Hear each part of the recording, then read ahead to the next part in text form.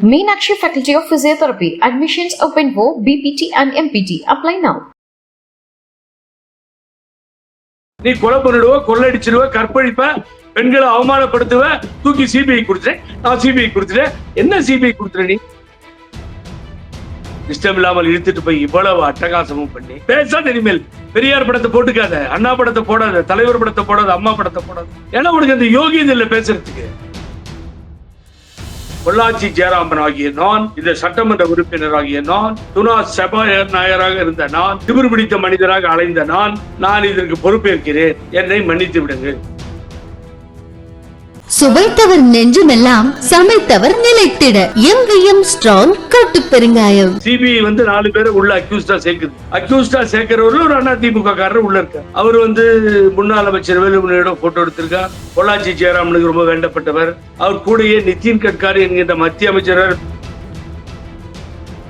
இப்ப நிரூபிச்சாச்சே.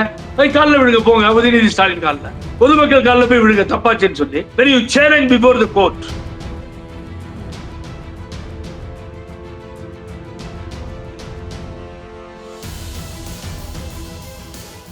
மின்னம்பலம் நேயர்களுக்கு வணக்கம். திரு புகழேந்தி அவர்களிடம் பேச இருக்கின்றோம். வணக்கம். வணக்கம். உங்களுக்கு வணக்கம். மின்னம்பலத்துக்கும் வணக்கம். நலமா இருக்கீங்களா? நலமா இருக்கோம். இப்போ இந்த பொள்ளாச்சி வழக்குல தீர்ப்பு வந்திருக்கு. 9 குற்றவாளிகளுக்கு சாகும் வரை ஆயுள் தண்டனை அப்படிங்கிறதும் வாசிக்கப்பட்டிருக்கிறது தீர்ப்பாக. இதோட நம்ம திருப்தி பட்டுக்கிறது தானா? இதுல ஏதாவது இந்த வழக்க மிஸ் ஆயிருக்கா? இல்ல, வழக்கை பொறுத்தவரை அதனுடைய பிரேயரே சென்ட்ரல் பியூரோ ஆஃப் இன்வெஸ்டிகேஷன் கேட்டது, அந்த குற்றவாளிகள் என நிரூபிக்கப்பட்டவர்கள் சாகும் வரை அவர்களுக்கு ஆயுள் தண்டனை, உயிர் பிரியும் வரை ஒரு ஆயுள் தண்டனை என்றுதான் கேட்டாங்க. அவர்கள் எதை கேட்டார்களோ அதை நீதிமன்றம் மறுக்கவில்லை. அந்த விஷயத்துல ஒரு சரித்திரம் வாய்ந்த தீர்ப்பை இந்த நீதிபதி நந்தினி தேவி அவர்கள் வழங்கி இருக்கிறார். இதை மூடி மறைக்க பார்த்தார்கள். ஒரு போலீஸ் ஆபீசர் கூட இதுக்கு ரொம்ப ஆரம்பத்துல சப்பக்கட்டு கட்டி இப்படி இல்லை அப்படி இல்லைன்னா பேசி பார்த்ததெல்லாம் நம்ம பார்த்தோம். இதெல்லாம் நடந்தது. ஆக ஒரு நல்ல தீர்ப்பு வந்திருக்கிறது. அதே நேரத்தில் யாரும் தப்பித்ததாக நான் நினைக்கவில்லை. ஒரு முன்னாள் அமைச்சர், முன்னாள் துணை சபாநாயகருடைய மகன் இதிலே இருக்கிறார் என்று ஆரம்பத்திலே பெரிய பிரச்சனை எழுப்பப்பட்டது. நேற்றைய தினம் மகளிர் சங்கத்தினுடைய தலைவி பேசும்போது, ஆட்சியில் இருந்தது அதிமுக, இதை மூடி மறைக்க பார்த்தார்கள். எங்கள் போராட்டத்திற்கு கிடைத்த வெற்றி அவர்கள் மூடி மறைக்க முடியவில்லை என்பதை உணர்த்தியிருக்கிறார்கள். ஆகவே சிபிஐ கைக்கு போச்சு. ஆகவே நல்ல தீர்ப்பாகத்தான் அமைந்திருக்கிறது. இதுக்கு மேல நீங்க எதையும் எதிர்பார்க்க முடியாது. எக்ஸ் தளத்துல அதிமுகவுடைய பொதுச் செயலாளர் திரு பழனிசாமி அவர்கள் ஒரு பதிவு போட்டிருக்கிறாங்க. அதுல என்னன்னா, நாங்க தான் இத குற்றவாளிகளை உடனே கைது பண்ணணும், அதற்கு பிறகு சிபிஐக்கு மாற்றணும். அப்படி இருக்கும்போது இதுல மார்க்கத்தை கொள்வதற்கு ஸ்டாலின் அவர்களுக்கு என்ன பங்கு இருக்கிறது அப்படிங்கிறத அவர் கேட்டிருக்கிறாரு. அப்ப இருந்த சூழல் எப்படியாக இருந்தது? இல்ல என்னன்னு கேட்டா, அடுத்தடுத்த கட்டத்திற்கு நகர்த்தி கொண்டு போனார்கள். நீங்க சொன்னா எதை? பாலியல் வன்கொடுமையா? எதை எதை அடுத்தடுத்த கட்டத்துக்கெல்லாம் நகர்த்திக்கிட்டு போனாங்கன்னு எனக்கு தெரியும். ஒண்ணு, நாங்க தானே நகர்த்திக்கிட்டு போய் சிபிஐ கொடுத்துதான் நீங்க சொல்றதையே நகர்த்துக்கிறதா வச்சுக்கிறேன். என்ன சாதனை புரட்சி தலைவி அம்மா அவர்கள் அசம்பிளியில உங்களுக்கு நல்லாவே தெரியும். அம்மா அவர்கள் சட்டமன்றத்தில் என்ன சொன்னாங்க? வானத்திலிருந்து குதிச்சு வந்துச்சா சிபிஐ? இங்க இருக்க காவல்துறை விட சிபிஐ மிகவும் சிறந்ததா? நான் ஒப்புக்கொள்ள தயாராக இல்லை. எங்க தமிழ்நாட்டில் இருக்க போலீஸை ரொம்ப மதிக்கிறேன் நான். முடியாத நிலையில் நீங்கள் வழக்கை தூக்கி சிபிஐ கொடுக்குறீங்க. நாடு புறா கெலாட்டா, நாடு புறா ஆர்ப்பாட்டம், போராட்டம், மகளிர் அணி திரண்டு நிற்கிறது. பொள்ளாச்சி சம்பவத்தை இந்திய நாடே பார்க்கிறது. பாதிக்கப்பட்ட பெண்களுக்காக பல இடங்களிலிருந்து குரல் கொடுத்து அதை சமாளிக்க முடியாமல், தொகுதிக்குள்ளே உள்ளே செல்ல முடியாமல், ஒரு முதலமைச்சராக இருந்தவர் அதை சந்திக்க முடியாமல், எதிர்கட்சிகள் எழுப்புகின்ற கேள்விகளுக்கு பதில் சொல்ல முடியாமல் தூக்கி சிபிஐ கொடுத்துட்டீங்க. நீ சிபிஐ விசாரிக்கட்டும். அவர் லாங்குவேஜில் என்ன தெரியுங்களா? சிபிஐ கிடையாது. நீங்க அதை தெரிஞ்சுக்கணும். முதல்ல சிபி விசாரிக்கட்டும். சிபிஐன்னு சொல்ல வராது. அந்த சிபி விசாரிக்கட்டும். நான் இல்லைன்னு திருப்பி உங்க போலீஸ் விசாரிச்ச முடியாம, திருப்பி முடியாம நீங்க சிபி கிட்ட தூக்கி கொடுத்துட்டீங்க. அந்த சிபி விசாரிச்சிருச்சுப்பா. இப்ப சிபிஐ விசாரிச்சு என்ன பண்ணுச்சு? இது உண்மை சொன்னுச்சா இல்லையா? அதுக்கு பின்னாடி நீங்க கவனிச்சீங்கன்னா மொத்தம் எவ்வளோ? 9 பேர். சபரிராஜன், திருநாவுக்கரசு, சதீஷ், மணிவண்ணன், அருண்குமார், ஆரன் பால், பாபு, அருளானந்தம், அருள்குமார். முதல்ல நான் சொல்லிட்டு இருந்த 9 பேர்ல சிபிஐ வந்து 4 பேரை உள்ள அக்யூஸ்டா சேர்க்குது. அக்யூஸ்டா சேர்க்கிறவர்கள் ஒரு அதிமுக காரர் உள்ள இருக்கார். அவர் வந்து முன்னாள் அமைச்சர் வேலுமணியோட போட்டோ எடுத்திருக்கார். பொள்ளாச்சி ஜெயராமனுக்கு ரொம்ப வேண்டப்பட்டவர். அவர் கூடயே நிதின் கட்காரி என்கின்ற மத்திய அமைச்சர் விஷயம் தெரியாம பாவம் அவர் கூட நிக்கிறார். போட்டோலாம் வேணா உங்களுக்கு நான் ரிலீஸ் பண்றேன். அப்போ இப்படிப்பட்ட நபரோடு தானே அனைத்து அக்யூஸ்டும் கூட இருந்தாங்க. அனைத்து அக்யூஸ்டும் சேர்ந்து தானே இந்த அக்யூஸ்டோட சேர்ந்திருக்காங்க. ஆக ஒரு கட்சிக்காரன் உள்ள இருக்கான்றது உங்களுக்கு தெரியல, அவமானமா இல்லையா? வெட்கப்பட வேண்டியது இல்லையா? அண்ணா யூனிவர்சிட்டியில போய் நின்றுட்டு நீங்க வந்து அங்க நடந்த பாலியல் பலாத்காரத்துக்கு முதல்வர் பொறுப்பேற்க வேண்டும் அப்படின்னு ஒரு ஓலம் மீட்டிங் இல்ல. உடனே அவங்க தூக்கி உள்ள போட்டாங்க முதல்ல அவனை. அதுக்கு பின்னாடி அவன் திமுக ஆதரவாளர்ன்றதையும் ஒத்துக்கிட்டாங்க. அப்ப நீங்க ஒத்துக்கிட்டு தானே கேட்கணும். இது மாதிரி தப்பை போச்சுங்க, நாங்க சிபிஐ கிட்ட கொடுத்தோம், உண்மையை கொண்டு வந்துட்டாங்க, இதுல அதிமுக காரன் உள்ள இருக்கான், எங்களை மன்னிச்சிருங்க, நாங்க இந்த தவறை பண்ணிட்டோம். பொள்ளாச்சி ஜெயராமன் ஆகிய நான், இந்த சட்டமன்ற உறுப்பினர் ஆகிய நான், துணா சபாநாயகராக இருந்த நான், திமிர் பிடித்த மனிதராக அலைந்த நான் இதற்கு பொறுப்பேற்கிறேன், என்னை மன்னித்து விடுங்கள், தப்பாச்சு, இது என் தொகுதியில நடந்திருக்க கூடாது, எனக்கு சார்ந்த தொகுதி, எனக்கு வாக்களித்த பெண்கள், அந்த பெண்கள் இந்த நிலைமைக்கு உள்ளாக்கப்பட்டிருக்கிறார்கள், ஆகவே பெண்கள் கால்களிலே விழுந்து மன்னிப்பு கேட்கிறேன், என்னை மன்னித்து விடுங்கள். கேட்கணுமா இல்லையா? அப்ப இந்த ஆட்சியில பெண்கள், திமுக ஆட்சியில பெண்களுக்கு எந்தவித பாதுகாப்பு இல்லை, பெண்கள் நடமாடவே முடியாது, பக்கத்துல கடைக்கு போக முடியாது, சினிமாவுக்கு போக முடியாது, கோயிலுக்கு போக முடியாது, வெளியிலே நடமாட முடியவில்லை. பல்லழகர் சும்மா கிழின்னு கிழிச்சாரு எதிர்கட்சி தலைவர். அப்ப இந்த எதிர்கட்சி தலைவர் கிழிச்சதெல்லாம் இருக்கட்டும், இப்போ ரிசல்ட் வந்துருச்சு இல்ல, ரிசல்ட் வந்த பின்னாடி நீங்க என்ன இப்ப இனிமேல் பெண்களை பத்தி பேச முடியுமா? சம்பந்தப்பட்டவங்களை எல்லாம் கட்சியில இருந்து நீக்கிட்டாங்கல்ல அப்பவே. ஆமாங்க, அப்ப மாட்டிட்டான், தப்பு பண்ணிட்டான், நீக்கப்பட்டார்கள். அதுதான் அதிமுக காரன்னு நீங்க சொல்ல முடியும் அவரை. அப்ப நேற்று அறிக்கையில சொல்லணும்ல, திமுக சொன்னுச்சு இல்ல, நீக்கிட்டு தானே சொன்னுச்சு எங்க ஆதரவாளர்கள்னு சொல்லி, நீக்கிட்டு தானே ஆதரவாளர்னு சொன்னுச்சு திமுக ஆதரவாளர். இதுல அதிமுக காரர் இருக்கிறத குறிப்பிட்டு சொல்லுங்க. இந்த போலீஸால முடியாததால, இங்க இருக்க போலீஸ் வக்காலத்து வாங்கினதால, முடியாததால தானே தூக்கி கொடுத்தீங்க. எந்த போலீஸ் விசாரிச்சா என்ன? குற்றம் குற்றம் தானே, தவறு தவறு தானே. நாங்கள் வரவேற்கிறோம். எதை வரவேற்கிறது? சிபிஐக்கு நான் தானே பரிந்துரை பண்ணினேன் அப்படிங்கிறாருல, அவர் ஆட்சியில அது நடந்திருக்குங்கிறாரு. அந்த மறைக்கல, மூடி மறைக்கல. தூத்துக்குடி கேஸ், இந்த பிலிக்ஸையும் உங்க அப்பாவையும் போட்டு அடிச்சாங்கல்ல, லாக்கப்ல வச்சு சாகடிச்சாங்களே, அந்த கேஸும் சிபிஐக்கு தானே போச்சு. என்னங்க சிபிஐ கொடுத்துட்ட, சிபிஐ கொடுத்துட்டா நீ கொலை பண்ணிடுவ, கொள்ளடிச்சிடுவ, கற்பழிப்ப, பெண்களை அவமானப்படுத்துவ, தூக்கி சிபிஐ கொடுத்துட்டேன், நான் சிபிஐ கொடுத்துட்டேன். என்ன சிபிஐ கொடுத்துட்ட நீ? சிபிஐ கொடுத்ததால என்ன இப்ப என்ன நடந்துருச்சு? இப்போ உண்மையை கொண்டு வந்துட்டாங்க, 4 குற்றவாளியை சேர்த்தாங்க, ஒத்துக்கோ. இந்த 4 குற்றவாளியை நாங்க மறைச்சு வச்சிருந்தோம். தமிழ்நாடு போலீஸ் இதை வந்து வெளியே கொண்டு வரதுக்கு காரணமா இருந்தது, வெளியே கொண்டு வராதுக்கு காரணமா இருந்தது. சிபிஐ வந்தோடனே எல்லாத்தையும் தட்டி அடிச்சது. இப்ப நீங்க இதுல கேட்ட கேள்வி, இவர் அறிக்கையை விட்டார் கலை, அந்த அறிக்கையில எங்கேயாவது ஒரு இடத்துல இது மாதிரி இந்த தவறு நாங்கள் உணர்கிறோம், ஏங்க உங்க ஆட்சியில் நடக்குதுங்க, நீங்க தாங்க சீஃப் மினிஸ்டர், போன் உங்க கையில தாங்க இருக்கு, ஏங்க யாருமே இந்த அரசியல்வாதிகள் பொறுப்பெடுத்துக்க மாட்டீங்களா? நடந்து முடிஞ்ச உடனே டாடா சொல்லிட்டு போயிடுவீங்களா? அப்புறம் தொகுதி உள்ளே போக முடியாத நிலை ஏற்பட்டுச்சு இல்ல, வெளியே துரத்துனாங்கல்ல, துரத்தி அடிக்கப்பட்டீர்களா இல்லையா? உதயநிதி ஸ்டாலின் நடந்தது உண்மை. அவர் ஜெயிச்சிருக்காருல, பொள்ளாச்சி ஜெயராமன் மறுபடியும் ஜெயிச்சிருக்காருல்ல. அருமையான கேள்வி. அப்பதான் இது வரலையே தீர்ப்பு, இப்ப போ சொல்லுங்க. அது வரல, கோர்ட்ல இருக்கு, நாங்க பண்ணலன்னு தானே சொன்னீங்க, சப்பக்கட்டு கட்டினீங்கல்ல, சிபிஐ விசாரிக்கட்டும்னு சொன்னீங்கல்ல, தீர்ப்பு வந்துருச்சே. தீர்ப்பு வந்த பின்னாலும் உடை தெரிந்தது அம்மா கலை. இவங்களால இப்ப டெபாசிட் கூட வாங்க முடியாதுங்க.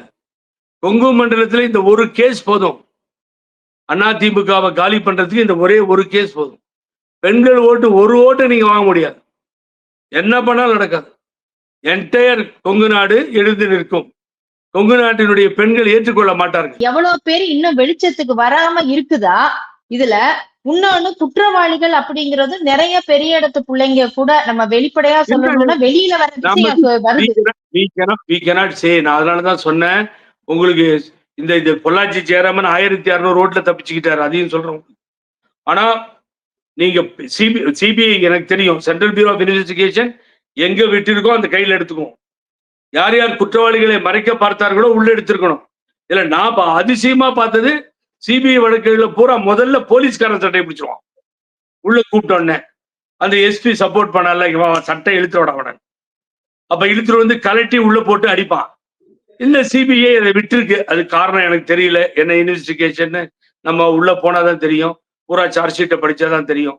ஆனா ஒண்ணு, சிபிஐனுடைய வழக்கறிஞர் அவர் வாதிடும் பொழுது அதே கோர்ட்ல மிக தெளிவாக சொல்லி இருக்கிறார், ரொம்ப கஷ்டப்பட்டோம் நாங்க அந்த எவிடன்ஸ் எல்லாம் டேம்பர் பண்றதுக்கு மற்றதுக்கெல்லாம் எல்லா முயற்சிகளையும் எடுத்ததை கண்டுபிடித்து புதுசாதான் கொண்டு வந்து எல்லாத்தையும் நாங்க புதுப்பிச்சு கொண்டு வந்து நிறுத்தணும். ஆகவே டேம்பர் பண்றதுக்கு எல்லா வேலையும் பார்த்தாங்க அப்படின்னு அந்த சிபிஐ தரப்பு வழக்கறிஞர் சுரேந்திரன் சொல்லியிருக்காரா இல்லையா? இதை ஃபைல் பண்ணியிருக்கல சிபிஐ. ஆகவே இதுல இன்னும் பல பெண்கள் வெளியில வரவில்லை என்பதுதான் எனது கருத்து. இப்ப அதிமுக ஆட்சியிலேயே இதுக்கான நடவடிக்கை விரைந்து எடுத்திருக்கலாம் இல்லையா? டெஃபரெண்டாங்க, அதுதான் சொல்றேன். ஓ போலீஸ் நம்பல, உனக்கு வெக்கமா இல்ல? சிபிஐ பண்ணி சிபிஐ கொடுத்தோம், சிபிஐ கண்டுபிடிச்சிச்சு. சிபிஐ கண்டுபிடிச்சிச்சுன்னா ஏன் உன்னுடைய தலைமையின் கீழ் இருந்த போலீஸ் கண்டுபிடிக்கல? அதை தானே அம்மா கேட்டாங்க. சிபிஐ என்ன வானத்திலிருந்து குதிச்சுச்சான்னு கேட்டாங்க.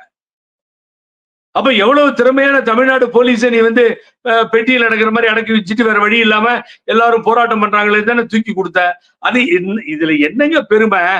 சிபிஐட்ட நான் தான் கொடுத்தேன், சிபிஐட்ட நான் தான் கொடுத்தேன்னா அப்ப ஏன் 13 பேர் தூத்துக்குடியில சுட்ட கேஸ கொடுக்கல? ஏன் கொடநாடு கேஸ் கொடுத்து நீயே கொடுத்துக்கலாமே, எங்க அம்மா வாழ்ந்த இடம் அப்படின்னு சொல்லி. இதையெல்லாம் ஏன் சிபிஐ கொடுக்கல? நீ கிரெடிட் எடுத்துக்கிறாங்க. கிரெடிட் எடுக்கலீங்க, இது கேவலம். டெபிட் இல்ல, இல்ல கிரெடிட் இல்ல, ஜீரோ. நடந்த தவறு வெளியில வந்துருச்சுங்க. பாதிக்கப்பட்ட பெண்களுக்காக வரலாற்று சிறப்பு மிக்க நீதி கிடைத்திருக்கிறது, தீர்ப்பு வழங்கப்பட்டு. அங்க இருக்க மகளிர் அந்த சங்கங்கள்லாம் வரவேற்குது. இதுக்கு பின்னாடி ஒரு சீஃப் மினிஸ்டரும் அங்கிருந்த துணை சபாநாயகர் உதயநிதி துணை முதல்வர் மேல கேஸ் போட்டார். என்ன தெரியுமா? இதை பத்தி பேசக்கூடாது, என்ன அசிங்கமா பேசுறாங்க, இது வந்து நிரூபிக்கப்பட வேண்டும், இது வந்து நிரூபிக்கப்படும், இதுல குற்றம் நடந்திருக்குன்னு சொல்றாரு, இப்படி நடுவுல பேசக்கூடாது, ஸ்டே வாங்கினார். தெரியுமா? இப்ப நிரூபிச்சாச்சே, காலில் விழுங்க போங்க, உதயநிதி ஸ்டாலின் காலில், பொதுமக்கள் காலில் போய் விழுங்க தப்பாச்சுன்னு சொல்லி. when you challenge before the court, மக்கள் மன்றத்தில் நீங்க போகணுமா இல்லையா? நாளைக்கு கோர்ட்ல ஏமாத்தலாங்க, கோர்ட்ல ஏதாவது சொல்லிடலாம், நீங்க மிஸ்லீட் பண்ணலாம். இப்ப ஜட்ஜ்மெண்ட் வந்துருச்சா? போங்க, மக்கள் மன்றம் ஒண்ணு இருக்கு, நான் வரேங்க, வேற யாரும் வேண்டாம். ஏங்க நான் ஒண்ணு கவனிச்சுக்கோங்க, கலை நேத்தியில இருந்து பாக்குறேன். நான் தான் பிரஸ் மீட் பண்ணேன், நான் தான் இந்த ஸ்டேட்மெண்ட்டை கொடுத்துக்கிட்டு இருக்கேன். ஒருத்தர் அதிமுக தலைவர்கள் ஒரு 4 பேர் இருக்கிறாங்க, யாராவது வாய் திறக்கிறாங்களா? எவ்வளவு குயிக்கா உள்ள பூந்து நாங்கள் வரவேற்கிறோம். என்னத்தான் வரவேற்கிற நீ? அந்த பெண்கள் மோசமான